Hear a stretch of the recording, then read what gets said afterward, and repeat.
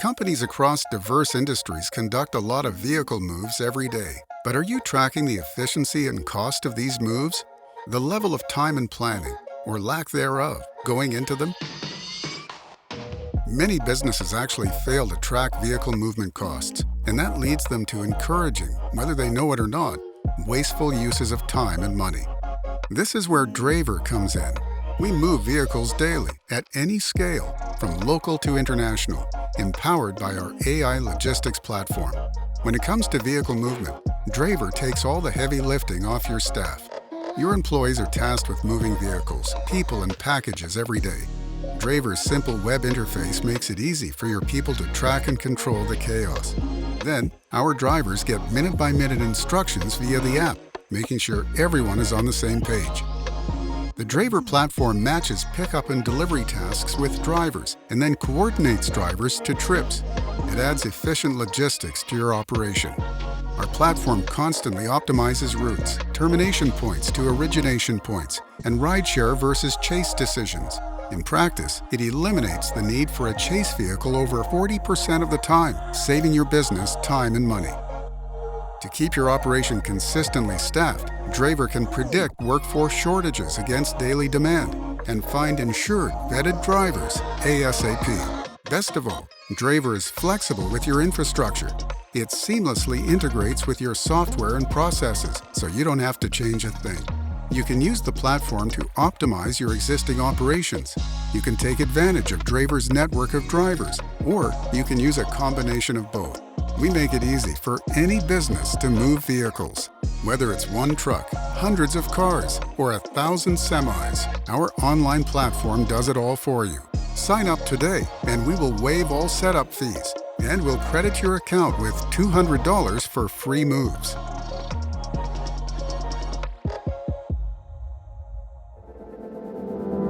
We're just getting started here at Rev It Up!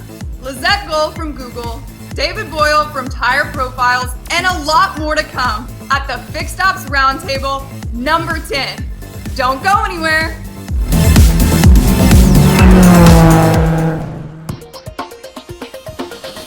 With new traction software from TPI, the consumer will receive the results of their tire and alignment check sent directly to their smartphone.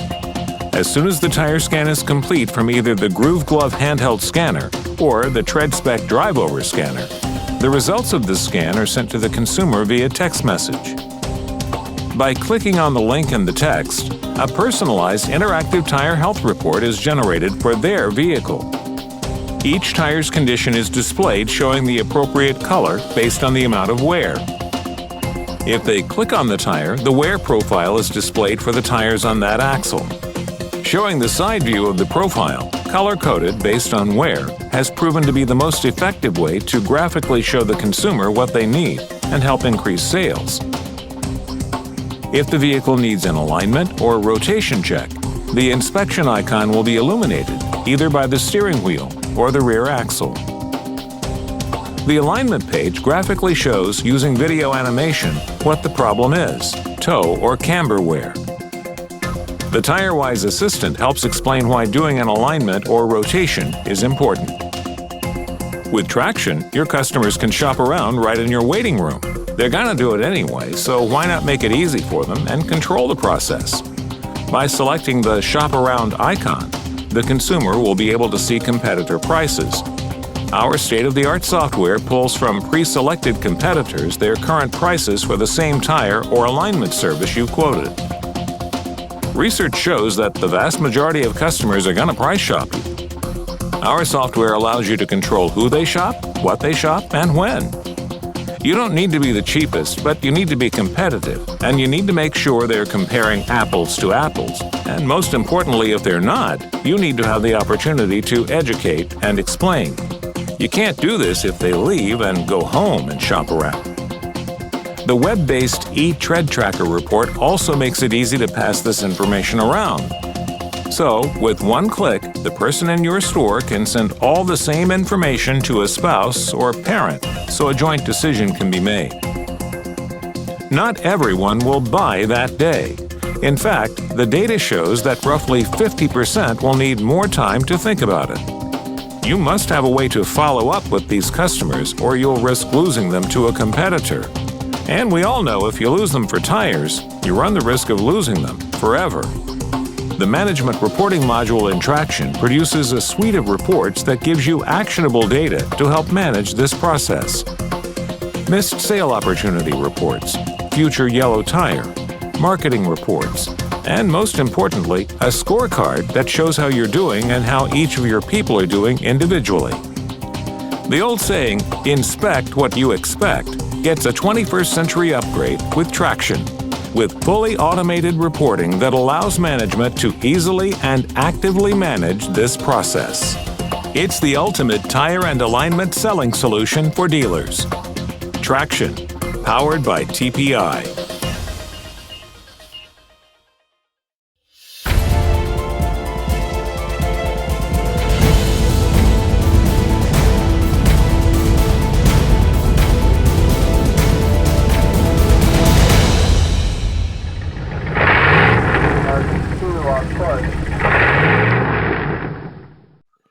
Welcome back to the Fixed Ops Roundtable, everyone. I'm Gene Girdley, along with our host, Ted Ings, and our special guest back again for the Fixed Ops Roundtable is Lisette Gohl from Google.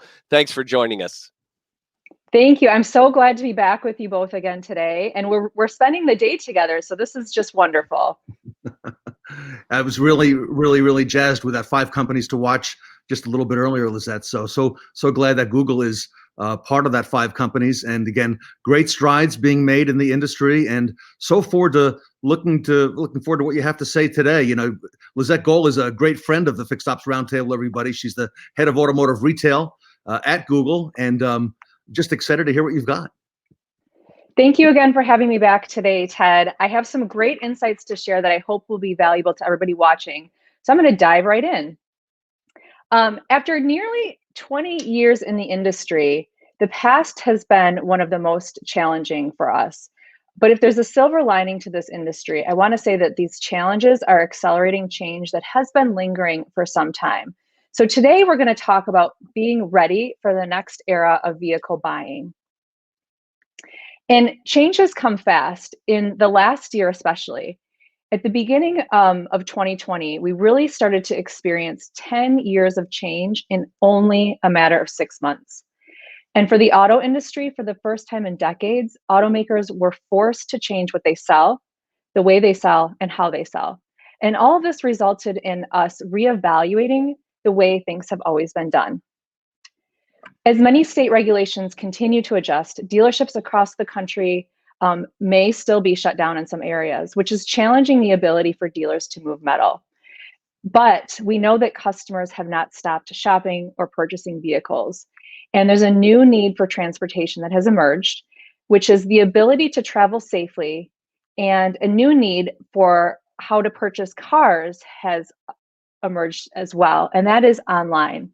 What we see here when we look at our data, we see over a 900% increase in the question, is now a good time to buy a car, when the pandemic actually hit? And almost a year later, this really is our new reality. And as consumers become more comfortable in this new normal, there has been an interesting shift in the market. People are buying cars for new reasons, such as personal safety and health reasons, and new demographics of auto shoppers are emerging. So we're going to dive into this a little bit.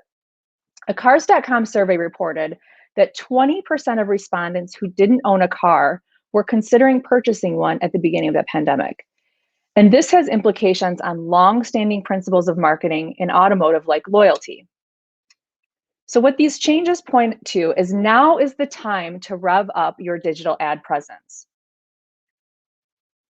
Millennials are entering life events like marriage, moving, and new jobs, and they are on track to become the largest buying group in 2021. So what that actually looks like is that millennials are open to considering more brands, nearly 2 times more brands than the age group 55 plus.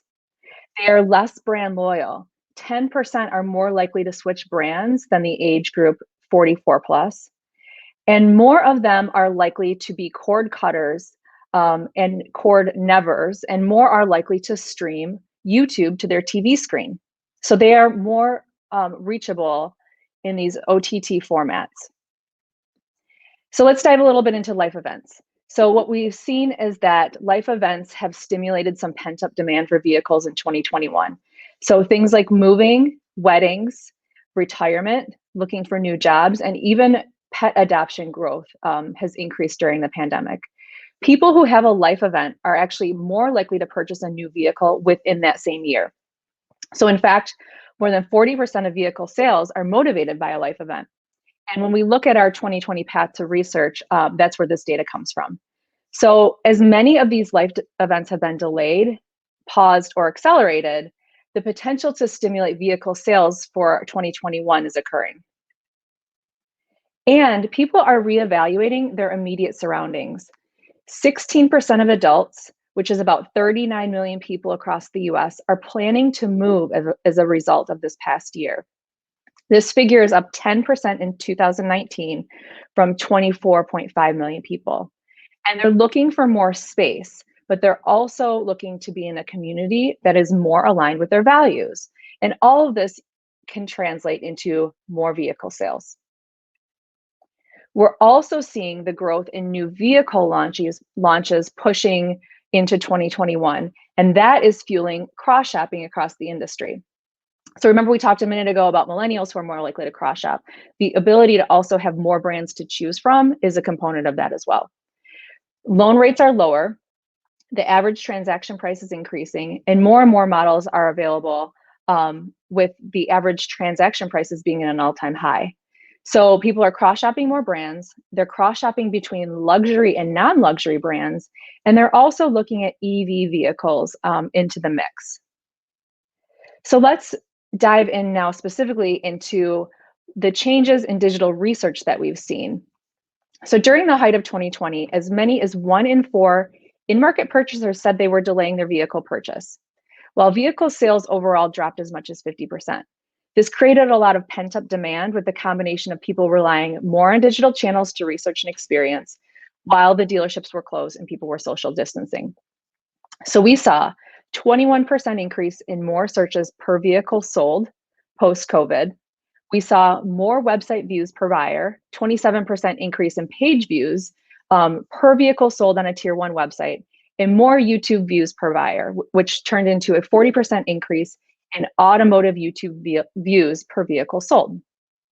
So let's talk a little bit about how this is aligning to the fixed op space. So what we're seeing is that these trends are indicating that 2021 may be a record year for fixed ops demand. The fixed ops sweet spot is really around the vehicles of 6 to 12 years old, and they have aged out of manufacturing warranties and require more parts replacement and service. So sizing this sweet spot helps us identify market potential because there are over 16 million vehicles that were sold between 2015 and 2019. These record sales years will have the largest block of vehicles that are entering this fixed ops sweet spot. And people are holding on to their vehicles longer. The average vehicle age is approaching 12 years. And pre-COVID and accelerated by 2020, people were buying more used vehicles over the past few months.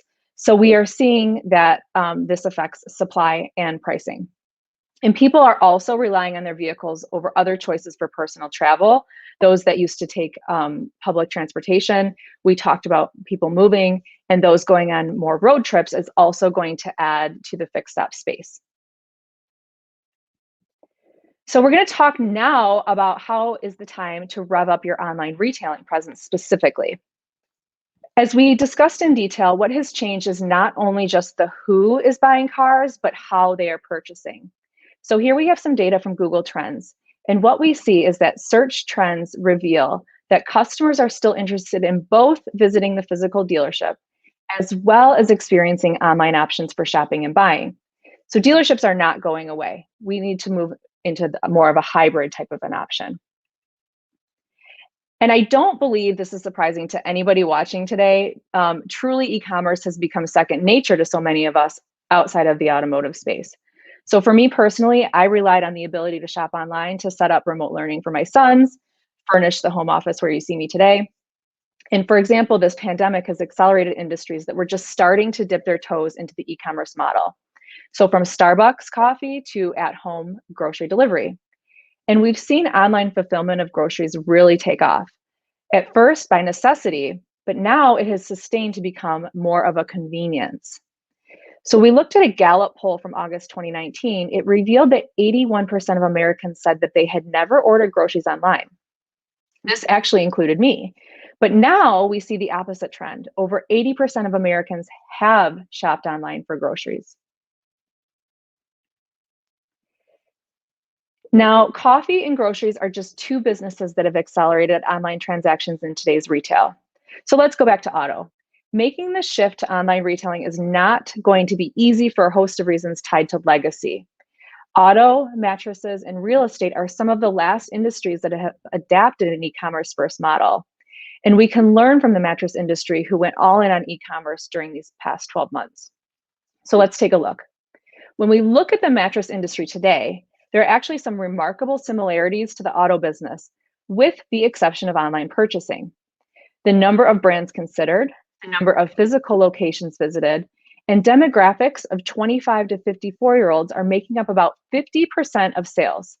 And also the length of ownership is relatively similar. When it comes to online purchases, in 2018, e-commerce made up 1% of vehicle purchases, but today they made up 10% of mattress purchases. And so from Google's perspective, we've seen many industries accelerating the adoption of e-commerce models and then reach a tipping point where this becomes the new normal. So that's what we're going to look at here, Ted. For example, mattresses went from 10% of online sales in 2018 to doubling online sales in just 1 year. And now, especially with 2020, over a third of mattresses are purchased online. So just imagine if a third of the cars on your lot were purchased online. We don't think we're quite at that tipping point for auto just yet, so for a lot of reasons that we're all familiar with. However, change is going to come, and it's going to come fast. So what we've even seen here is that we went from 1% of vehicle sales in 2017, 2018 to 10% of vehicle sales being sold online just in 2020. These trends are amazing. And just to watch these other industries that you're showing us, Lizette, really, it's eye-popping. It is, and the customer is used to making these transactions now, from everything from their Starbucks coffee to even a mattress in home. Yep, that's right. So car purchases online are starting to move towards this tipping point. So we all want to start preparing for this tipping point. So I touched on this a minute ago, but I want to just make this really clear of what we're seeing. In March of 2020, 1 in 10 car buyers in the US said that they made their purchase online. And this was compared to 1% just in 2018. And 25% of car purchases are predicted to be online by 2025. So we are going to move really quickly through this year and the next. So let's talk about what car buyers are saying they want. 63% of purchasers said that they would consider ordering their future car online and then have it delivered to their home. And 70% of auto shoppers said that they are comfortable negotiating purchase, lease, or financing online, completely online, or through a mix of online and offline channels. And so this is the majority already today. But we know that the experience has not yet changed in line with that majority of customer ask. So the customers have said that they're willing to move online, yet they're still spending an average of 2 hours and 46 minutes in the dealership. So the more pieces of the shopper journey that are moved online, the overall satisfaction of the auto shopper that increases. So as a dealer, you can start to plan what steps of the shopper journey to move online. For instance, you can consider at-home test drives, transparent pricing, and pre-approved financing. We believe at Google, there is an unprecedented opportunity to be ready for whatever comes next. And our updated dealer guidebook, which was released last Friday, will provide the recommendations to help you get results and help you build the foundation for the larger shifts at play. Brands that will develop an e-commerce foundation, access the power of the OEM program, and deliver cross-tier marketing will succeed in the future. One thing I know for certain is that these changes have complicated our in-person approach to business. So now more than ever, it is the time to focus on the customer experience. And there are many questions we have to ask before moving into online retailing, such as, how do I sell to customers if dealerships are shut down? or if customers are not comfortable visiting in person. Who should I partner with to enable online selling of vehicles? Or even really, where do I start? We can simplify the complex purchase process into 3 steps, which we will talk about here. Find my car, kick the tires, and let's make a deal. And then we can start to understand the complexities within each of those steps. So even if you cannot move all of these steps online, starting somewhere is necessary right now. So for example, Google your dealership right now and focus on the mobile experience. Does it load in 3 seconds or less? If not, that's your starting point. And we have seen that OEMs and dealerships who lean into online retailing really can reap the benefits. So our friends at Paragon Honda, before COVID hit in 2020, were making at-home deliveries for about 7% of the vehicles that they sold. However, with the showroom shut down, all 775 of their vehicles sold in May were delivered to the homes of new buyers. You might even say the ability to offer that last mile delivery helped them offset some of the impacts.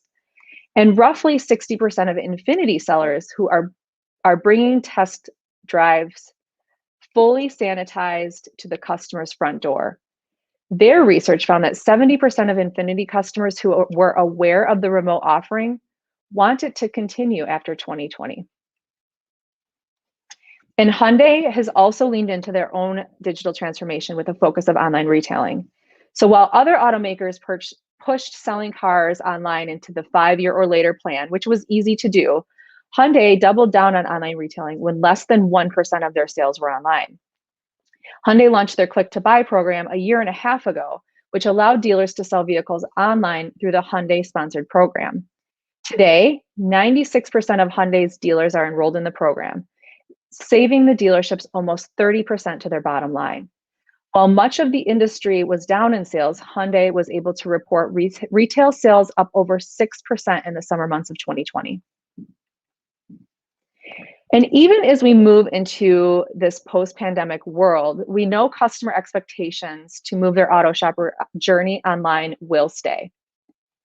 So the end goal is to create what we call a frictionless, customer-led online shopping and purchasing experience supported with marketing across all tiers. So for the auto industry, this means rising to the occasion and delivering on a blended model for retailing that combines online strategies and traditional dealership-based interactions. Customers have higher expectations now too. So we surveyed recent vehicle purchasers, and they told us that 67% expect enhanced dealership communication online. And just about the same at 65% expect more online purchase process options for vehicles. So I mentioned this before, but it's worth saying again, your customers are ready for this experience. So our recommendations on how to do this today will focus on the basics that need to happen before you can deliver that frictionless experience. It's important to begin with establishing a foundation for your online retailing solutions. As the journey continues to digitize across the entire vehicle purchase journey, and this is new vehicle and in the fixed stop space, we recommend preparing for the future with a holistic approach that constantly innovates across these 3 areas, with a focus on rethinking your measurement, aligning your efforts across tiers, and leaning into the power of OEM programs. So first up, we'll rethink our measurement strategy. For OEMs, focus on actions that happen during the research journey. And for dealers, focus on those actions related to the sales transaction. We want to make sure that we measure both online and in dealership visits. Update your metrics that matter to reflect online research and transaction steps. So this is a really important one. And this can ask a few questions. Have you tagged all of the actions that can now happen online due to online retailing? Do you have an analytic solution to understand the customer journey across the tiers? And does your current online retailing partner or partners give you visibility from the OEM all the way down to your dealership level? Auto shoppers do not differentiate between messages that are coming from the dealer and the manufacturer. Customers, whether they are still in the research phase or they're ready to buy, want to have their questions answered with as little friction and confusion as possible. So getting that alignment across tiers helps us to build a stronger integration. Next, we want to integrate and coordinate leads by distinguishing strategies at each tier. So ensuring that the OEM and dealer websites are complementary and don't compete with each other. And we know that 69% of new vehicle purchasers inform their decision with an OEM website, while 43% of new vehicle purchasers still reach out to the dealership to check inventory. So it's happening across the entire OEM journey. And finally, leverage the power of your OEM programs to make best use of the advantages that come from that alignment between the OEM and the dealership. So one option is for OEMs to certify online retailing partners to make every step of the purchase process online retailing capable. So the end goal here is to create a consistent online customer experience through the lens of what matters most to your shopper. Building a measurement foundation will help you understand the actions that matter most to your business, and then aligning across tiers to open up the power of a program. So this can be done. So there is greater urgency for digital transformation now that we're at a point where we can still shape the future of the auto industry. So we heard directly from our Google Dealer Council. This group was developed in response to dealers asking for more direct access to Google. And this council is made up of experienced and industry-leading dealers that range in brand, size, and geography. And here's what they told us on the topic of online retailing. 83% said that online retailing saved their team's time throughout the sales process, and it made it easier for them to handle multiple leads at once. So David Dodge Chrysler Jeep Ram sold 4% more vehicles in July year over year at a record gross profit. And get this, a third of his customers never stepped foot in the dealership. Again, these are the areas of focus requiring efforts from both OEMs and dealers to work together. And we'll leave you with this. What gets measured gets managed. Align your efforts across tiers to save time, effort, and money while making the purchase experience as easy as possible for your shoppers, and bring it together through the OEM program if you have one. And as you prepare for the future, we recognize that it's not necessarily simple. So Google is here to help. And I want to help you rev up your 2021 with our new Google Dealer Guidebook 2.5. So if you go to google.com and you search Google Dealer Guidebook, you can find that resource today and learn more about all the things that we talked about here. So thank you for the time, Ted. It's always a pleasure speaking with you and sharing these insights with your audience. Lizette, today this was beyond just insights. You've really shared some dramatic information on all the transformation in automotive retail in these past 12 months and the success stories. And it's not just the volume, but it's been the gross profits and the acceleration and all these trends. So just amazing information, and you've got access to all of that. Where these are questions that we ask out here in the retail world, and you're measuring this and following it all the time. Yeah, Ted, thanks for bringing that up. My hope in the dealer guidebook and in having these conversations is that as profitability continues to be more forefront for dealers with new, used, and their fixed operations, that Google is here to help with that. So within Guidebook, we actually have a profitability calculator that you can download and take with you to understand what digital media is doing to drive profitability for your business.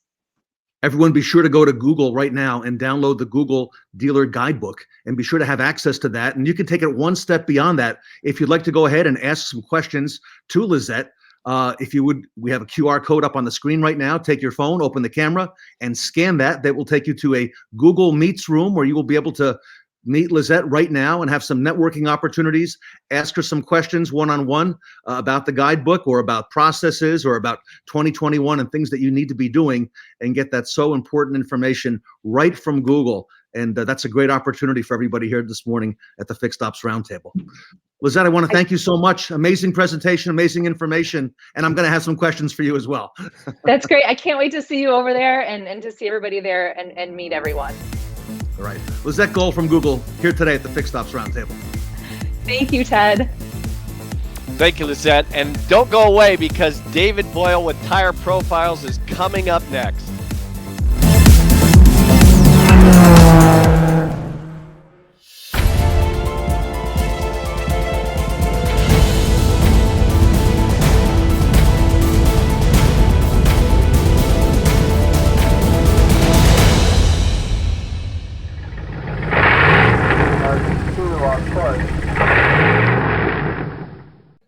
Welcome back to the Fixed Ops Roundtable. Rev it up, everyone. And so appropriate that it's called Rev it up because of our next guest, David Boyle, who has some stories to share and some real life experience on the racetrack. Dave, welcome back. Thanks, Gene. Great to be here. I know Dave has been looking forward to this event, Gene, for a long time, even more so than the Tire Summit. Rev it up, everybody. Really honored to bring back David Boyle, the CEO of Tire Profiles, who is making his mark on the industry with this fixed ops revolution that we've got going. So Dave, really happy to have you back here. And, look at the turnout. Look what we've done. We've really, come up with a theme here with the Daytona coming up shortly, Rev it up, and Fixed Ops Roundtable number 10. How about that? Fantastic. Amazing, Gene. It's, or Ted, I should say, it's amazing from where this thing started too. I mean, if you think about the attendance in the first couple and where it's growing to, it's amazing, and I'm honored to be involved in it. My company is proud to be a sponsor of it from almost the very beginning, and we certainly appreciate the opportunity. And like you said, this one, the Tire Summit, obviously was sort of our baby, me and you together. But this one I've been looking forward to. Obviously, racing is near and dear to my heart, so I've been looking forward to this one since the very beginning. So that picture that's behind us here on the screen here is. That's actually not a stock photo. That's me in that yellow car. That was a long time ago, back when I used to race cars for a living. That I believe was taken back in 1989. Looks like it anyway by the car. It's been too long ago to remember.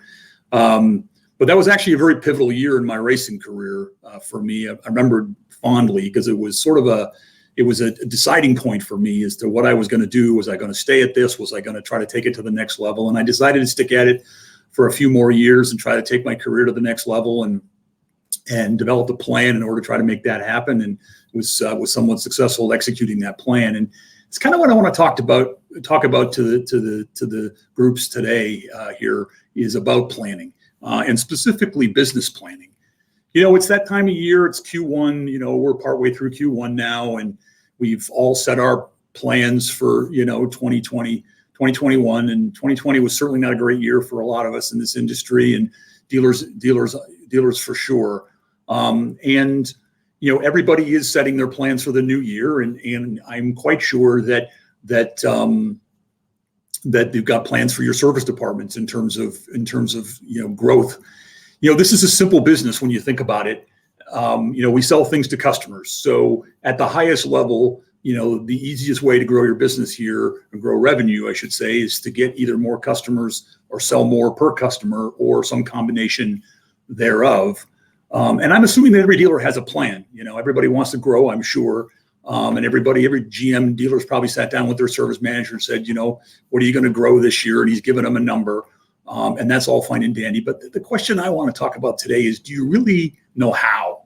Do you have a game plan? Do you have a roadmap on what you're going to do in order to make that happen? And what I find typically is a bit of yes and no. And what I mean by that is that, the more customers piece, when I ask dealers about this or service managers about this, I typically get we're going to spend some money on marketing. And I roll my eyes at that one because I'd love to find a dealer that actually spends really any money on service marketing. It typically becomes the stepchild of the marketing budget.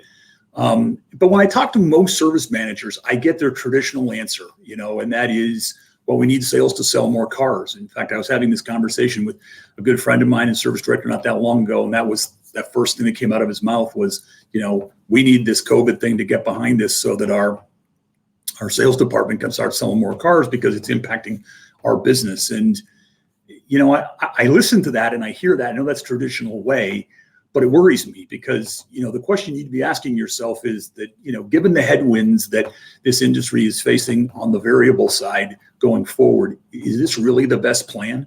And I think it's not. I think most dealers would agree that it's not. And we got to do this differently. The thing you need to remember is that your competition in this space is the aftermarket, and they don't sell any cars, and they're surviving. Actually, scratch that. They're thriving right now, and they don't sell one car. So they've figured out a way how to grow their businesses without having to, force feed their service departments with new car sales. The second piece of this is selling more per customer. And when I ask that same question, what's your plan here? the traditional answer has always been, multi-point inspections, and we'll add some fluid sales and things like that that go along with it. And that's been the key driver of selling more per visit for years. Menus, walkarounds, all that kind of stuff, and those things all work. But the one question I'm asking dealers to think about is, are those things delivering the results that they once did? And I think if you really dig into it, you'd find that they're probably not, particularly multi-point inspections. If you look at vehicle quality and the changes that have taken place there, there's definitely been a negative impact there, and it's taken a big bite out of this opportunity, which I think is cause for concern. If more customers is a cause for concern, particularly if our plan is to get them from selling vehicles, and selling more per customer is a concern, then we may have a plan that is fatally flawed right from the beginning. So the big question you need to ask yourself is, and this is how dealers have been doing this traditionally for forever, is it working? That's really the question that as an industry we need to be asking ourselves, is what impact is it having? And the data suggests that it's not really working that well. These are some NADA statistics that show, service parts and revenue growth over the last decade. And they're not stellar. I mean, they're low single digits. And the really scary part is that it's expected to get worse over the next 5 years, not better. In fact, flat or possibly even negative for the first time in a long time, a trend in that direction. So if your plan is to do what you've done, I think that's not a good plan given the market today. So my theme when I talk to every dealer is to rethink business as usual. You need to ask yourself, what I've always been doing, is it going to be good enough? Is it going to be good enough to offset some of the losses that I'm going to have on the other areas of my business? Dealers have been pushing at these same buttons, inspections and selling cars and everything that's supposed to drive their service department, for decades. And the results just speak for themselves. They're really not giving you what you're going to need in order to survive, I believe, in the coming decades. And it's sort of one of those things, the old saying, do the same thing and expect a different result. We've got to change this up. We've got to try something different. But the big question is what? And what I found, and people that have heard me do presentations before know where I'm going to go with this, obviously. I mean, I've sort of become known in the industry as the tire guy. And obviously, I want to talk a little bit about tires, but I really want to try to connect the dots here for people on tires. Because to me, as Ted, as I've done a lot of these presentations, and sometimes I can get very passionate about tires, as and sometimes I sort of feel like I'm a little bit talking to myself in some cases, because I hear a lot of people still saying, yeah, tires are important, it's great, but I really don't see a whole lot of change happening on a wide level. And really, to me, that's what's needed. And that's why I'm so passionate about this, because I really passionately believe that if dealers don't take this really seriously, this could be the one thing that pounds the last nail in their coffin if they're not careful.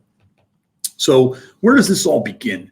Well, it starts with this, right? I mean, I say this to every dealer that will listen. You don't need more customers. Hell, you already have enough customers. You have enough customers that would keep your service department going for decades if you just stop losing the ones that you have. Dealers lose 70% of their customers in the first 3 years. 70%. And what I tell dealers is, listen, this has been going on for decades, okay? You don't need to turn this around overnight. Set a realistic goal. Make your first year 10%, 15%. But you got to do something to stem this tide of defection, because it's the single biggest threat you have to your business across all departments. Service defection is the single biggest threat that you have. And as business owners, dealers need to embrace this concept. They have to understand that, listen, I have to fix this once and for all, bar none. And people that, again, have seen my presentations in the past know that the sort of age-old idea that one of the key drivers behind this defection is when the warranty runs out. And, well, there's some truth to that. And the data would suggest that certainly on this chart they line up. Think about what that says. I mean, we're in the warranty and the customer pay business. And If we're unable to retain the customer through the end of the warranty period, what does that say about us? Now, some people might say that, that has to do with how we treat customers in CSI, and I just think that's all hogwash, quite frankly. Dealers do a really good job for the most part in this area. In fact, I think they go overboard trying to keep their customers happy in some cases. That's not what's driving this. Okay, it's not the end of the warranty. It's not customer satisfaction. It's not how we treat customers. It's they're going someplace else for something else they need because you're really not in that business. I cannot stress this enough. You're really not in the tire business. I bet you I couldn't find a dozen dealers across the country that are really in it the way they need to be in it. There's lots that are doing better than they have in the past, but there's so much room for improvement here. It's the tire replacement that is the key driver. It's the first major expense that the consumer has to make that they know they don't have to make with you, and they believe that if they make it someplace else, they're likely going to get a better deal, going to be more cost competitive or whatever. Whatever the reason they're making the decision, you need to figure that out, and you need to stop them from going once and for all, because this is the key to this. And it is a massive, massive problem. We know that this is what's causing that drop, that 70% drop in retention. We know this because we know that 90% of the customers that are buying tires are not buying them from you. This next chart on the screen, this is tire industry statistics, not my data. This says that dealers have between 8 and 9% of the replacement market. Let that sink in. 8 and 9% of the replacement market. You sell every car and you're selling less than 10% of the tires, probably the biggest thing that customers are going to need in terms of wear items over the year and the ownership life cycle of a vehicle. We need to figure out what's causing this, what's causing them not to buy tires with you. And the answer is, in many cases, it starts with you and your focus on them and how you view them as part of your business. Before I leave this retention thing for a minute here, I want to cover one more area on this, because this is also super important. And this sort of addresses the second part of this, which is the selling more per customer. I want to take you back to the conversation I had with this service director friend of mine who said, we just got to start selling more cars on the front end and that'll help us. When? The reality is you're not going to make a plumb nickel from a brand new car customer until probably year 3. And this is Consumer Reports data that shows the average spend per visit over 100,000 mile life cycle of the vehicle. And the reality is that when we still have them coming and visiting the service department, they're not spending any money. They're coming for small warranty repairs, maybe a few things here and there, but the vast majority of what they're getting done is oil changes, even if that in some cases, and things like that. And the real spend doesn't start to happen until years 3 and 4 and 5 and 6 and beyond. And guess what? Guess who's reaping the rewards of that benefit? The aftermarket, your competition. We're feeding them, and that's the reason that they're there. So this is the second part of this. And tires do become sort of a dual threat from that perspective.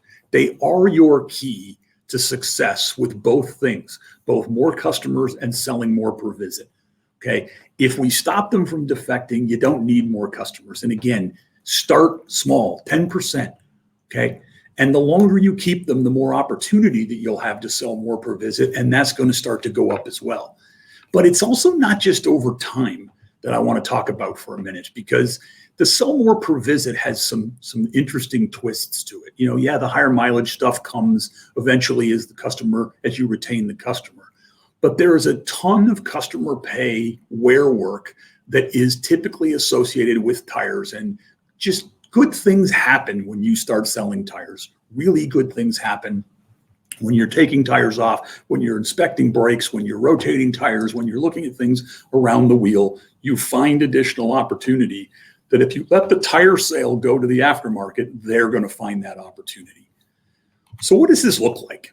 What does a serious engagement in tires look like? This is a case study of a dealer, selfishly happens to be a customer of ours, but this is the dealer that really focused on tires. They said, listen, we are not going to lose a tire sale.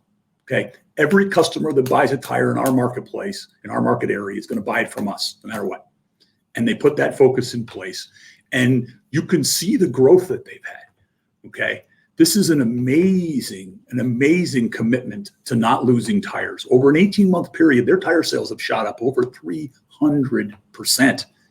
But, and this is the important part, because I understand that we don't make a lot of money on tires, okay? All right. These guys have increased their business by over $250,000 a month, and they did it by selling more tires.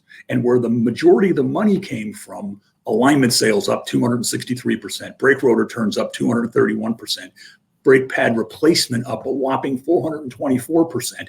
This was all driven by the fact that they focused their energies on making sure that nobody ever left them from tires and left them to buy tires.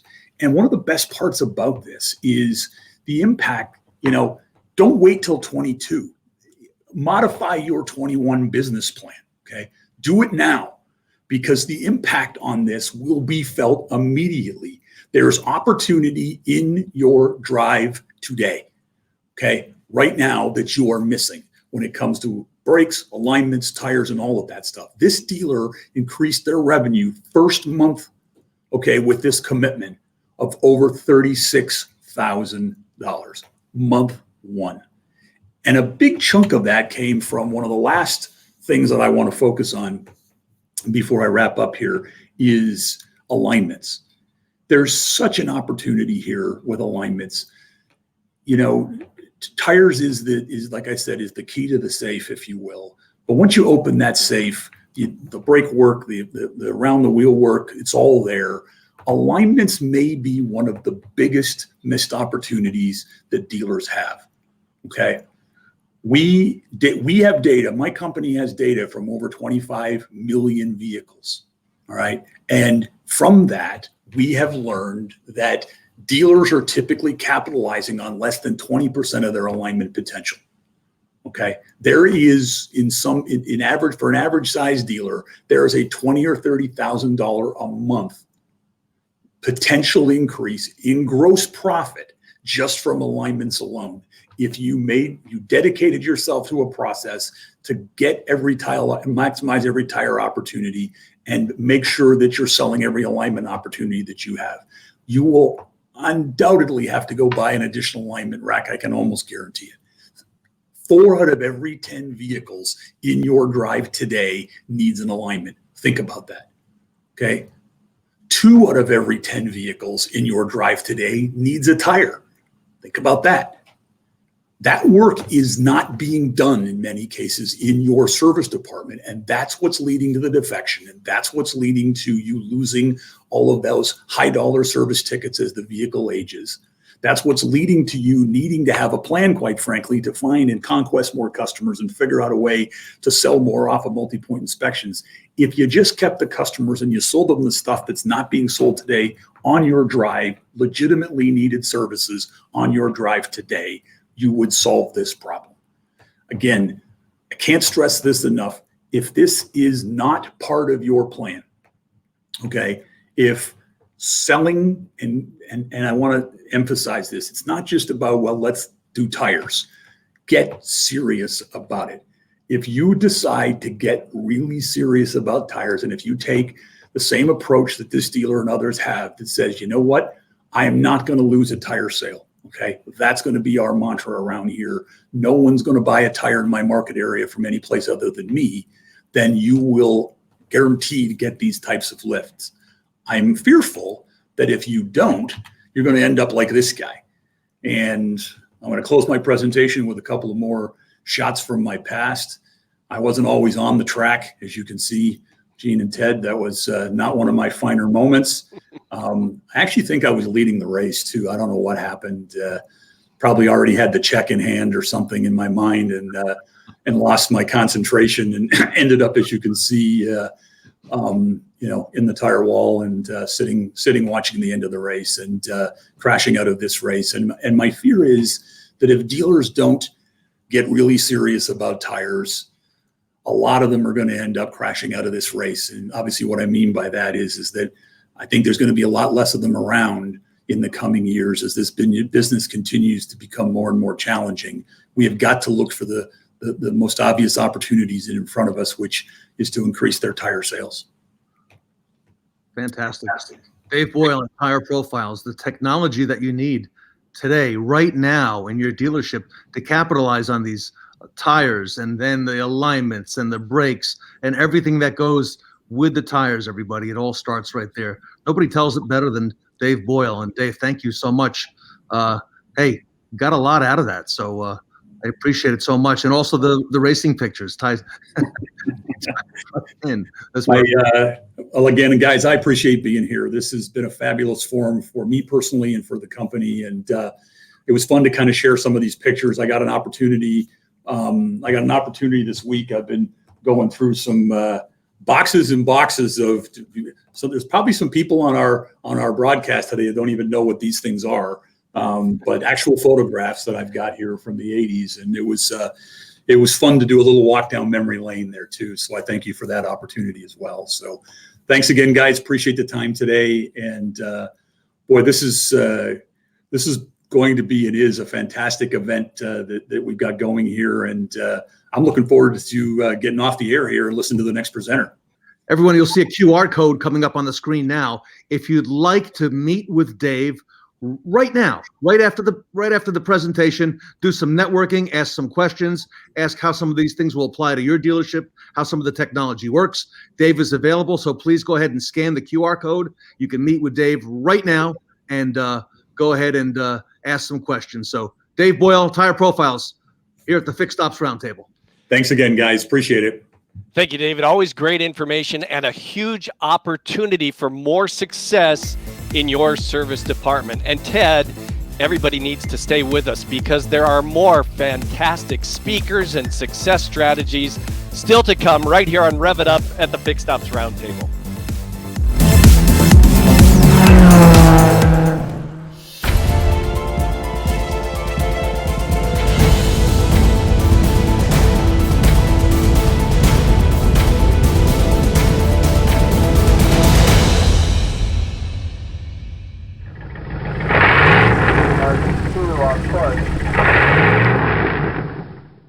Well, welcome back to the Fixed Ops Roundtable.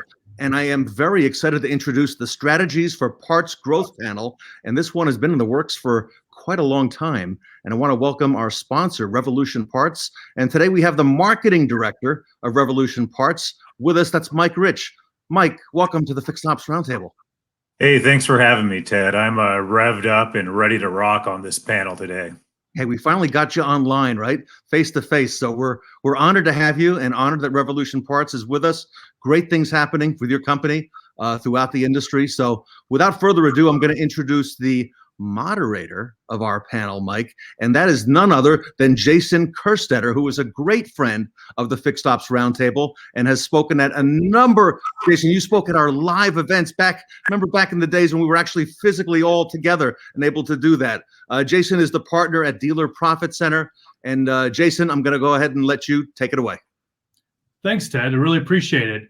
Been looking forward to this for quite a while now. It's exciting to get back in front of everybody. Happy that we're still able to do this considering everything that's going on in the world right now.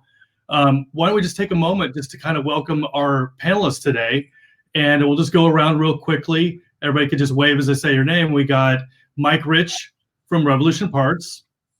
We have Stephen Hill, the Service and Parts Director at I-10 Toyota. We have James Holloway, who's the Parts Business Development Manager at Swickard Auto Group. We have Kyle Edwards, the Parts Manager at Toyota of South Atlanta. And we have Scott Hammond, the Manager for the Ford Accessory Distributorship for the Northwest. So we have a very, very good group for you guys today that's going to bring a lot of knowledge to you guys about parts and accessories. And truthfully, with everything going on this year, I can't imagine a better time to talk about parts and accessories because, I mean, I don't know about anybody that's listening in today, but when I was back in business school and when I read business books, not one time did they ever bring up planning for a pandemic. And man, did parts and accessories help get us through this last year. I can't think of one better department to really pull the whole dealership together and help us all work together to make more money, to feed everybody's families, and to get us through this horrible time that we're living in right now. You know, I can say from personal experience working with Dealer Profit Center, we've gotten tons of calls this year from parts managers asking for assistance in researching parts and accessories, helping them vet companies that they were considering working with, and or working with us to help them increase the revenue that's then funneling out through their individual departments in the store. And with all of you guys and your level of experience here today, I can't wait to get into it with our panelists and talk about what they did to help their individual departments and or jobs create more revenue for their dealership. So without further ado, why don't we kick it over to Kyle? He's going to start talking to us a little bit about how he worked it down there in South Atlanta. Kyle? Yeah, hey, Jason. So I found myself a few years ago in the position that a lot of parts managers find themselves in, where they kind of want to do their own thing and grow their sales outside of their four walls. In the Southeast region, especially in Metro Atlanta, the wholesale market is really competitive. I tried to kind of keep my local territory in my backyard as best I can. However, it was just really difficult as an independent dealer, not part of a big group. So I started looking for other means. I turned to online selling. I found that online selling worked great for me. And over the last few years, I've become the one of the largest in the Southeastern Toyota when it comes to online marketplace. It can be a challenge to get into. They like to pitch it as something easy, but it does take some setup. It does take some dedication. It's typically just like a regular wholesale business where you have to kind of grow it and nurture it and monitor it and kind of keep track of what you're doing and really manage your expenses. And it really can be worth it, but it does take a lot of effort. Kyle, I'm really glad that you drew that comparison between wholesale parts and online retailing, because that is very important for people to understand. And it's a lot, especially in a time when people can't leave their houses, but they can go online and order parts. We really saw some big pickups, whereas the rest of the dealership was having a hard time. We put a little bit more effort into our online and really saw some good numbers throughout 2020 and into January and everything. So it definitely made it look like it was a good decision to do. Like, again, going back to it though, it's not something for everybody. Not just like how not everybody can be a huge wholesale dealer with a lot of trucks and everything else. It takes time. The best way I've heard it said was that the biggest ships take the longest runways to get going, and that's really true about it. How many years ago did you start down this online path? When did you actually start thinking about doing it? And then what was the final determining factor for you to say, you know what, I'm going to do this? Yeah, so we started about 3 years ago, and we started kind of small. I looked up everybody that offered a product and kind of went through every single webinar and made Excel spreadsheets on pricing and shipping and everything to, kind of verify that the information that the markets were offering us was legit, and it was. So I've got a couple different websites now. I'm on Amazon. I'm on eBay. You kind of have to do everything. You kind of have to diversify. You've got to try, multiple markets. Revolution Parts offers a great product to that effect as well.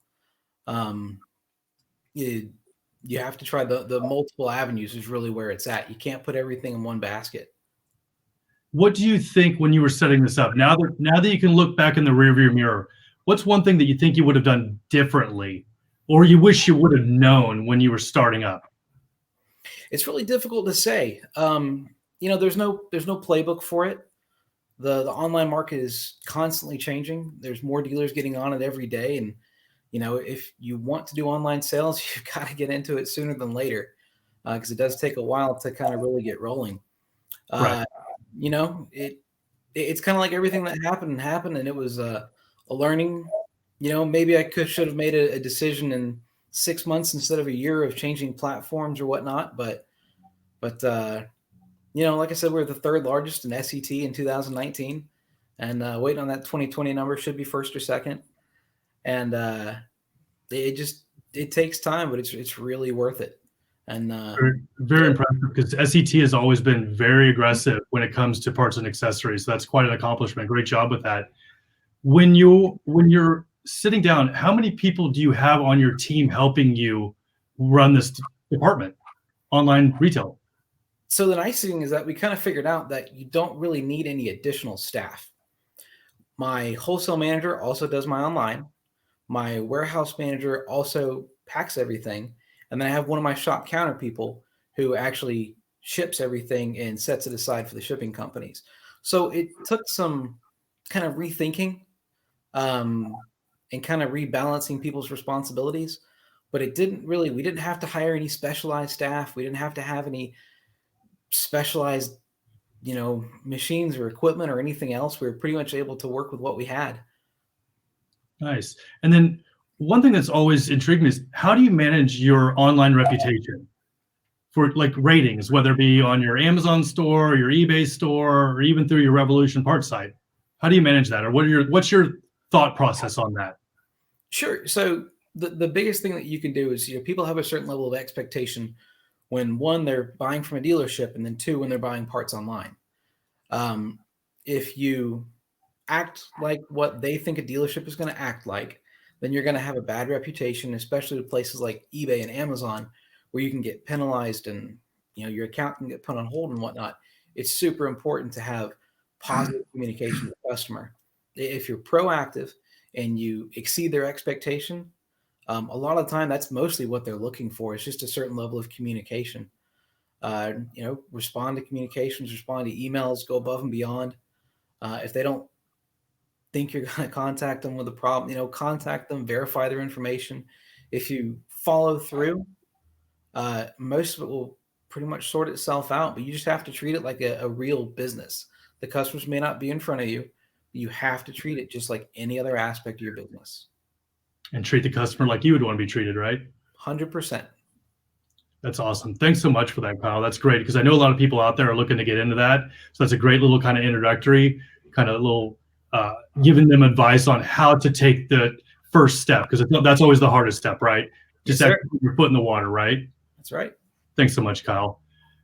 With that being said, why don't we kind of shift gears a little bit, but kind of keep it in the same realm, and maybe kick it over to James Holloway to talk about what he does to bring in more revenue through wholesale parts. Well, thanks. And Kyle, that was a great strategy. And I'm really thankful to be here with everyone, because I'm really anxious to hear what you guys are doing.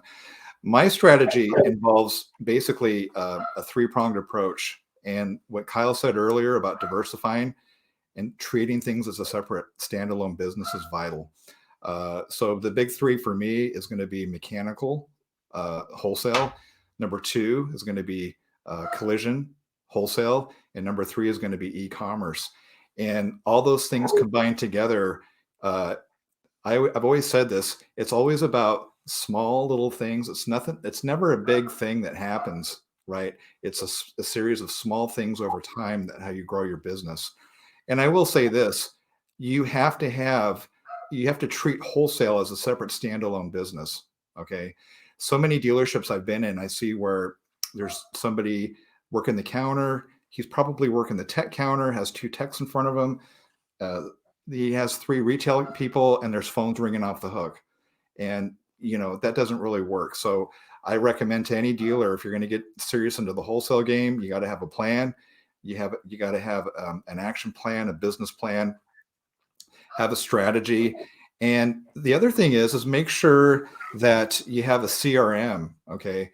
The CRM will tie directly into your dealer management system.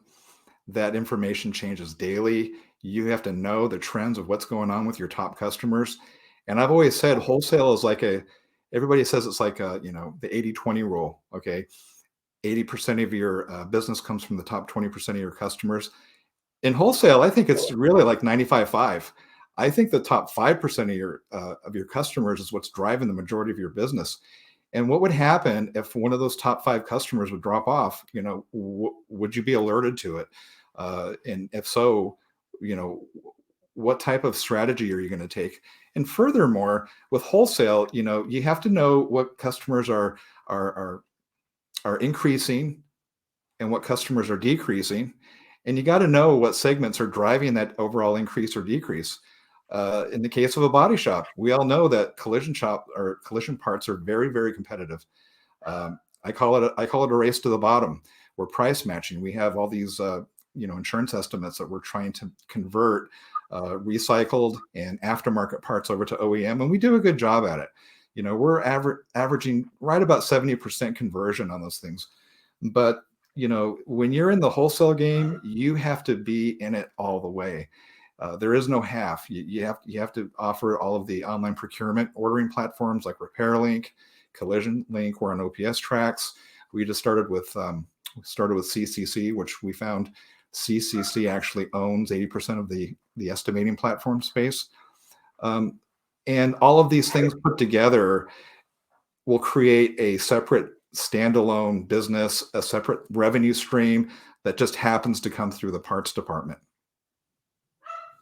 I think you hit on one key thing right there that I think everybody needs to hear, because I know that, in my previous life working for Toyota Corporate, the 20 years that I was there, that's the one thing that we always talked about. And even now, when I'm working with a dealership now, is when you are a parts manager and you're looking to get into online retail or really jump into wholesale, you do have to treat it like its own business. There is no magic bullet. There's not one program you can buy that just makes all your problems go away. You have to be buttoned up in every other aspect of your business before you start down this path, because it's a time suck, right? When you're starting out, and it's going to take every little bit of your time to just, tweak it every little day and every little minute of your day to make it exactly what you need it to be in a very profitable department, and to get it exactly right. I'm going to say this also. Our service department is our most important customer. And the level there is, you have to look at your off-the-shelf fill rate. And when you measure your off-the-shelf fill rate and you know that you're giving your service department at least a 90% off-the-shelf fill rate, I'm going to say you're good to go and pursue the online business or the collision business or the mechanical business. But if you're not at 90%, then you really have some more work to do. That's great. And that's actually a perfect segue into our next presenter, who just happens to be a service director, Stephen Hill from I-10 Toyota in lovely Palm Springs. It's probably beautiful weather there right now. Absolutely fantastic. February is always great out here for us. Thanks. Mm-hmm. Our biggest emphasis has been, how do we incorporate the sales, service, and the parts department together where everybody can win? Whether it's from the initial purchase, even just the window shopping, folks coming online to be able to see what it is they want to buy. We've got a great vendor, 308 Creative, that allows them to see what different wheels would look like on a truck. We're in the desert. It's a lot of pickups, a lot of four-wheel drive.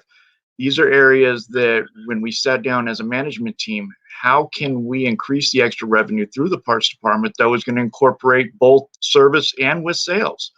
We've got extra ways that it takes a lot of time. You've got to do your homework. You've got to vet vendors and find out what it is that your clients are going to like. But after investing that time, you're not going to hit the home run. You're going to get that customer that's coming back over and over again because you know your stuff. You supply everything that it is they're looking for. We also wanted to look at it from parts and service. A lot of clientele that they may just want to take care of their car and go. How are we going to capture that client into the creativity of them taking care of their car? It's typically accessories. Even the client that wants to come in, the guest that I'm going to do the bare minimum, they still want their car to look good. So what is it that we can bring to them that's going to open up that door to where we now have a new avenue to talk? It doesn't have to be wheels. It doesn't have to be the tires. But what options do we have? What portfolio can we present through the service advisors and from the front counter to be able to engage that client to, again, coming back to us, not going anywhere else? We want to be that one-stop shop from the sales process all the way through. So it is a matter of getting your management team to sit down and realize that this commitment is real. This is something you are going to have to invest your time, your energy, and it is going to be a long process. Like the other gentlemen were saying, it's not a flip switch and it's just going to go and all be roses.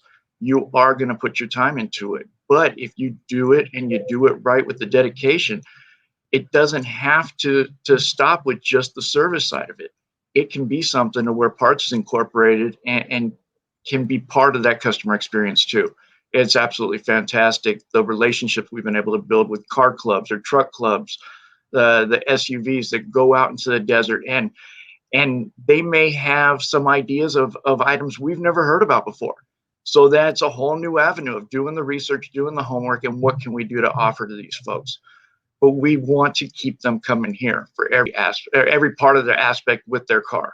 We don't want them venturing out anywhere else. So it's worth the homework. It's worth the time. It's worth the dedication to be able to set up these relationships. Absolutely. And to kind of piggyback that, would you agree that having stuff like that there on site, one of the big things with consumers is also saving them time? We always focus so much on saving money and making sure we're offering the products the lowest price point, which is important. You need to be in that ballpark, of course, but also saving a customer time. If I would think that as a service department, you already have a captive audience of customers coming in that, yeah, they could go down to an aftermarket shop and get a new set of floor mats, but having those on site, I would think you would see a lot of success with that, correct?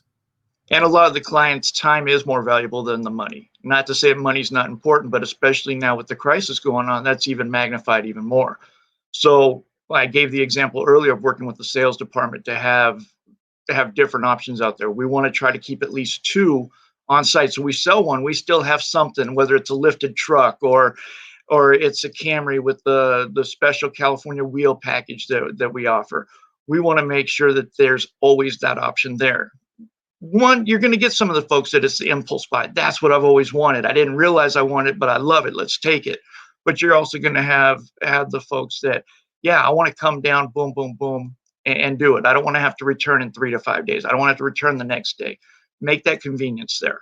But time is more valuable to them than money in a lot of cases. What are you looking at now that we're heading into, or in February of 2021 now? What are you looking at to grow your department in 2021? Being that we're not out of this pandemic yet, what are you doing to increase your dollars per RO? We offer a lot. We need to do more to let the public know what we offer. And I think that's going to be the biggest influence. A lot of people are shopping online. They don't want to go out. So we're working on marketing campaigns to be able to venture out of, hey, these are the things that we can offer you. We used to do spa days back a long time ago. We used to offer spa days. Well, it's a new idea of spa days. Now it's with accessories. It's with little upgrades that they can do to their car. You're going to feel good about it. And it does no good to have all this if we're not letting the public know. We're not letting our community know this is what we're doing.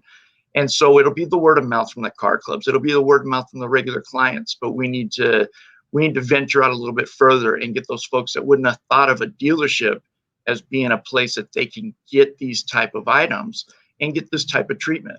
So as we go forward, the pandemic, it may not end anytime soon. So we want to get more of that online presence to bring the people in. Nice. Well, thank you for that. Kind of one of the things you touched on is your partnership with the sales department. And so with that being said, why don't we kick it over to Scott Hammond, who works for a Ford accessory distributorship in the Northwest, and get his take on what he's doing with his dealerships that he works with up there to help them increase PNVR, per new vehicle retailed, on their vehicles that are selling in new and used departments.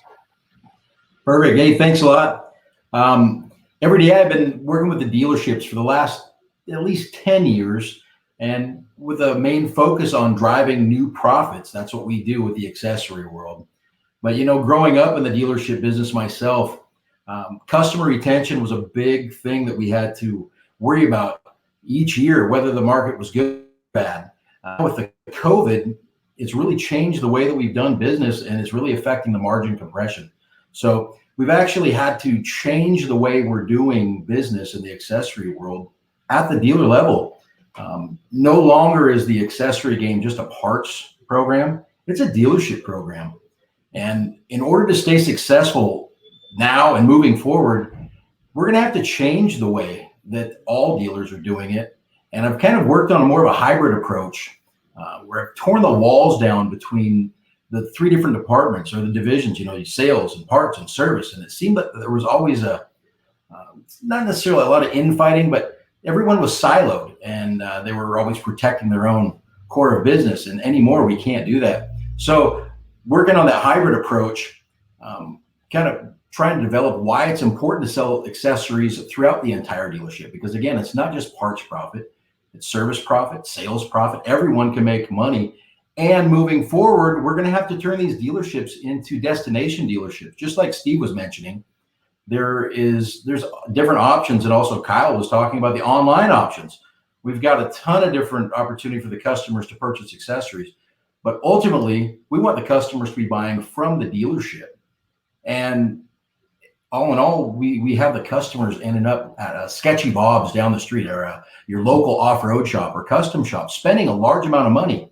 And we need to change that. So it really boils down to the processes that we're delivering to the dealers on our level. For example, with the Ford accessory division that I'm with, many of the dealers, they know they should be selling accessories like many of the other brands, but they don't really offer it. They don't know what they offer. The sales teams don't know what's going on above and beyond floor mats and maybe side steps. But there's literally hundreds, and in some cases, thousands of different opportunities to sell accessories, increase profits, and more or less take care of the customer. We need to get that customer buying at the dealership and using the dealership as their source moving forward for all of their accessory and parts needs. Not just an alternator or a fender when they need it, or an oil change. With the release of the 21 Bronco, it's going to be one of the biggest accessorized vehicles to date. And some are saying it's going to surpass Jeep numbers. The dealerships need to get in that process of doing it. And, there's a lot of different ways that it can do it, but we need to figure out first, like I said, what you can actually do at the dealership, what the service department is willing to do, and what the parts department can bring in for the dealership as a whole. And then we need to make it convenient for the customer, by stocking the right accessories at the dealerships. With the internet, I'm sure Kyle's aware of this. What do we have, like 3-4 seconds to grab someone's attention? At a dealership, if we don't have it in stock and it might be 3 days or 3 weeks out, the customer will decline in most cases, and they'll go home with their brand new vehicle and get online to an online supplier and hit add to cart, and they've got it at their house in 3 days. The dealers have got this potential profit sitting right there. They're selling the vehicle. They've got the infrastructure, and part of the process also is really using the variable ops side of the dealership as free employees. Many dealerships over the last decade haven't even looked at that. They think, well, if it's an accessory, it needs to go through the parts department, and that's just not the case. You get the salespeople developing the relationship with the customers. In many cases, at the first time they come into the dealership, they're asking all the qualifying questions. But in the past, they don't drive them back to the parts department or to the service department. They're focused on the sale. Now we're working a little bit differently to help bring more knowledge to them. So, like I said, being aware, making it convenient, and then we need to develop pay programs that actually are effective. That's the biggest stall I've seen at 90% of the dealers is they don't have a pay program. There's no incentive, and not just to the salespeople, not to the service writers, not to the parts department, but in many cases, not to the sales managers that should be pushing these programs on a daily basis. And with the pay program also needs to come standardized pricing. Like Kyle had mentioned, he knows about the online presence. You need to be able to sell an accessory today at the point of sale at the same price that you would a month later if the customer walked in on the parts side and bought it or checked online. And again, to help streamline the process, but we can, as long as we train the salespeople, keep them at 30,000 feet, work with the service writers, give them some top options to offer in the accessory side, and then work with the parts department and help them figure out what they should stock and what most customers are willing to wait for. I think it's going to win for everyone. In the aftermarket, go ahead. Sorry to interrupt you, but yeah, I think one of my biggest pet peeves is working with dealerships when you see guys that go running in the front door and they run right to the sales desk, start talking about the accessories that they can help them sell, when instead we need to be training our sales departments to funnel all of those vendors, which are good vendors, to the parts department. Say, you know what, we have a parts manager. We'd love for you to talk to him because we like the products that you have. Please talk to our parts manager and let's see what we can do to get something started with you and start a relationship with you. Right. Well, and that's definitely a great idea. You know, and many times you brought that up with a parts manager. Many times vehicles are sold after hours or on weekends when the parts and service departments close. And there is definitely no introduction to parts. The next time the customer's in, they learn who services on their own when they're getting their oil changed, or if they happen to wander into the parts department, but there's definitely no connection made. So that's a great point. You know, and even with the dealers in the accessory world, the aftermarket's something that they need to consider also pairing with, because that is what the consumers are looking for as well. So don't be afraid of it. Many of the OE manufacturers make awesome parts and accessories, but they're not the accessories that people are seeing online or in magazines. So you have to have a little bit of a mixture. And for the dealers that are concerned about warranty when it comes to a lot of the aftermarket, there's companies out there like Innovative Dealer Alliance, Dan Siganovich, that offers fantastic warranty nationwide for dealers just like that. I think the key right there, and I know Dan as well, his product's great because there are dealers, and I worked for Toyota for 20 years, and those dealers are nervous sometimes about putting products on cars like aftermarket accessories, and having a warranty that covers everything provides that level of comfort for some of the dealers that maybe were on the edge of doing it, but that's a great suggestion as well. Absolutely. Right. And then, you hit on the point that, consumers, they're researching these cars before they come in. You said you had the Bronco coming out. That build-up's been a year long and more. Customers have been sitting home dreaming of what they're going to put on there. And then they go to the dealership and they'll just buy the Bronco and walk if you let them. But if you show them some great options like you were just talking about, and I'm sure you're working with your dealers on that too, right? Oh, yeah. No, I am. That's the big thing, because the dealers I'm finding out now, and they're like many of the other manufacturers, Ford's not alone. The information is just not out there for the salespeople and the parts and service departments to really put these programs together. It's a brand new, like you said, it's a brand new vehicle, and the customers are sitting at home researching and digging and finding exactly what they want. So the dealers really need to drill down and get a process, figure out the top 5 accessories that they really want to focus on, and start with that. And really look at their PNVR, the per new vehicle retail numbers, every single month as their pulse. You know, in many cases, the dealers are hovering at $200 a copy on average. And then you get some dealers that are sitting at $800 a copy. We need to get that up there so that the dealers are actually capturing that profit. This isn't not about just making profits. It's about the customer retention and bringing future profits in. So it's not a one and done. Absolutely. And they can really do that with one of the successful things that I've really done is heavy preload, but not on a lot of random accessories, focusing on safety or protection, like the Pulse third brake light safety item. Fantastic ad. Who doesn't want more safety? And you get into the protection of your vehicle, you bought a $50, $70, $80, $100,000 vehicle, you're going to want floor mats at least. But at the point of sale, most salespeople, most parts people, they skip right over it. So, no, great points. Great points. Thanks so much for that, Scott. That was a great insight into what you guys do in the new and used car departments. We'd like to definitely kick it over to Mike to talk to us a little about his platform and Revolution Parts and what they have to offer to the dealers as well. Mike? Cool. Hey, appreciate it, Jason. I think I've been dreaming about that new Bronco for at least 20 years now. So it's been a long time coming. And it's an honor to be on this panel with all of you guys. A lot of really great things you're talking about. I just kind of want to start off like echoing some of the things we've talked about already here and some of the trends we've seen from 2020. Most people have heard these numbers already, but online parts grew at a really quick pace in 2020, greater pace than was originally predicted. I think overall there was a 30% increase in 2020. Online parts went from about 12 billion to 16 billion. On our platform alone, we saw a 28% increase in online part sales.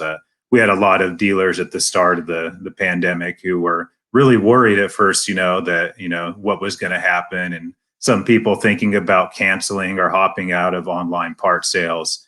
And I can tell you those that didn't were really grateful that they didn't, because dealers saw a huge increase in sales. If you take out, there was a dip in that pandemic time there, like a 6-week dip.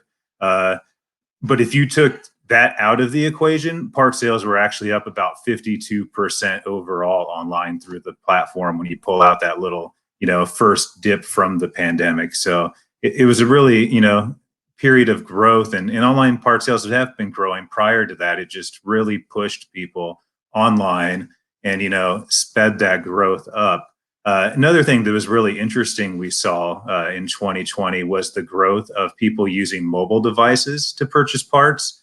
So in 2019, about 38% of purchases through our platform were through a mobile device. In 2020, 45% were through a mobile device. As we go into 2021 and 2022, we're predicting that most purchases are actually going to be made through a mobile device. So mobile devices are going to overtake desktop. They've already done so through like most e-commerce and online purchases in other industries. Automotive is just a few years behind some of the other sectors right now. So that's really important when you're like looking at your online platforms, not just for parts, but just your dealer platforms in general. Like you need to make sure you have a platform that's mobile, friendly, mobile responsive. It's quick, it's rapid, it gives the user an experience, because if that user experience is terrible on that mobile device, you're going to immediately lose that user and you're probably not going to see them back to your dealership. The other thing, you guys kind of touched on it too, is just, digital impact in people searching online. So when they're looking for accessories or when they're looking to really make a parts purchase or any purchase at all, we saw the digital influence increase to almost 93% last year. So that basically means when someone wants to buy something, they go online and try to find it or get some information from the manufacturer. And regardless of whether they buy it online or go to the store and buy it, they start that path online almost 93% of the time. So if you as a dealer are relying on like an old parts form on your website, they're not going to be able to find those parts from you because they're searching for keywords for specific parts and they're not indexed on your site. So you're not even in that conversation to begin with. So it's really important as a dealership to make sure you're part of that conversation when people are first starting their search for specific parts or accessories. And it's just changing. The parts game is changing. A lot of stuff is shifting online, and you just need to have that online presence. In a wholesale too, like it's a good point, Scott. I know you talked a lot about it, and I don't know if you're seeing a big shift here. It's something we're really trying to focus on a lot at Revolution Parts with our platform is the wholesale environment and trying to give wholesale customers, that same type of purchase experience where the wholesale customer can like visit an online portal and see the parts you have available and, order those parts and have specialized pricing through an online portal. And you could do things like do tiered pricing. And as your wholesale customers, get to a greater, amount of parts they buy a month from you, you can, reduce their pricing and, kind of incentivize them that way and put in place like pricing tiers and structures and really automate that and be able to work off that. And what that does for you too, Kyle kind of mentioned it earlier, is like the workload piece. A lot of people think about online parts or selling online and they think it's going to be a lot more work. A lot of times it will reduce some workload and some maintenance tasks. Like you don't have the old school guy calling you on the phone and you have the guy at the parts counter trying to look up the part and find what they have available and engaging with, that conversation for 20 minutes and shooting the shop talk. The person's able to go online and find the part themselves. Better yet, too, though, is that parts tool they use online. I don't know if you guys heard my dog in the background, the joys of at-home meetings here. But your parts tool also acts as your greatest salesperson a lot of times. It's able to do the upsell for you. It's able to say to the person that's online, hey, we recommend this part. Or when they visit your parts store, you're able to feature specific parts and you could do them, seasonally and say, hey, or if it's parts you're trying to get rid of or accessories you're trying to move because you have an overstock, you can feature those parts, on your parts store. So Revolution Parts, what we try to do really is we just try to make it as easy as possible, for our partners to sell parts. We have over 1,500 dealers right now on our platform. And we have a lot of experience, when it comes to getting dealers online, optimizing their stores, letting them know what parts to feature. What we do too is we bring it all into a single platform. So we take like eBay, we take Amazon, we take your web store. Like I said, we're starting to dabble in the wholesale piece and just bring all of the orders into one single platform where you can easily manage it and really save your time. You have all of your communications there, you manage your pricing strategies there, and it just really makes it easy, for a dealer. And that's really our goal, is just to make it easier for you to sell more parts and accessories, not just online, but wherever you're trying to sell parts and accessories at. Well, fantastic. On forever, so. Mike and Jason, I took a lot of notes, and I learned a whole lot more than I was expecting during this panel. In fact, Jason, we got to bring this group back, because this was a really great panel. And I think you're just starting to get just getting going here, right? Just getting your groove and just swim lane. And you folks on this panel have really made the best of what's happened in last year in 2020 and now into the second month of 2021. So we appreciate you so much. Scott, thank you very much for being with us today. Kyle Edwards, hats off to you. Great work today. James Holloway, thank you so much. Appreciate everything you've got. Steve Hill, always amazing. Great work. And of course, Jason and Mike as well. Thank you so much for the great information that you shared with us today. Everyone, you see a QR code coming up now on the screen. If you would like to meet with Mike Rich, the marketing director here at Revolution Parts, and ask him some questions about how your dealership can get in the game, and not only that, but thrive in the parts business in 2021. Mike's available here right after the panel. Go ahead and take your phone, put it up to the QR code. That'll take you right to his room where you can go ahead and we'll do some networking. And I want to thank everybody on the panel. Great job today. And thank you so much, Jason. And thank you so much, Mike, and the panel. Well, Ted, so many more great speakers and panels still ahead right here at Rev It Up on the Fixed Ops Roundtable.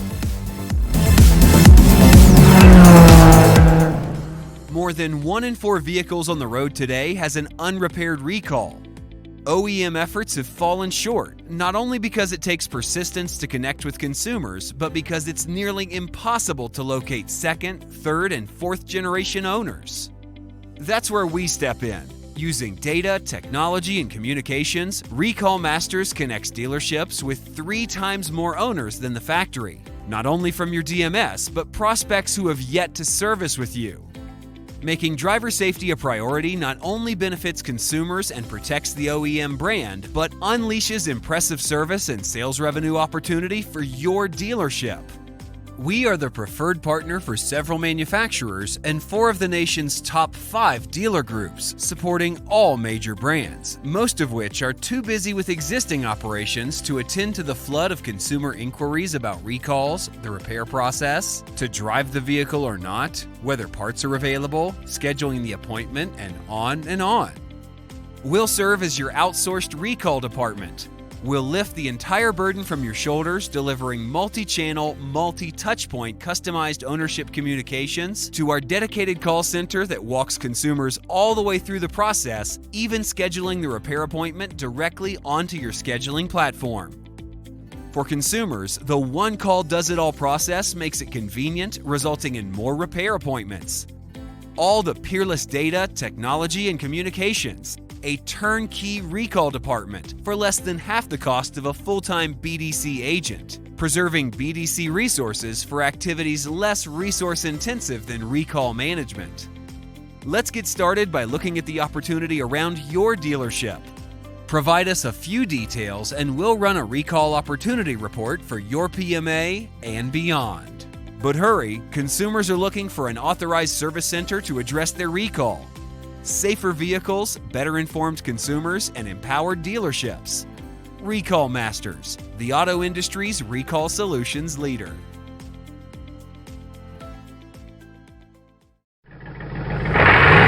Our 2 on push.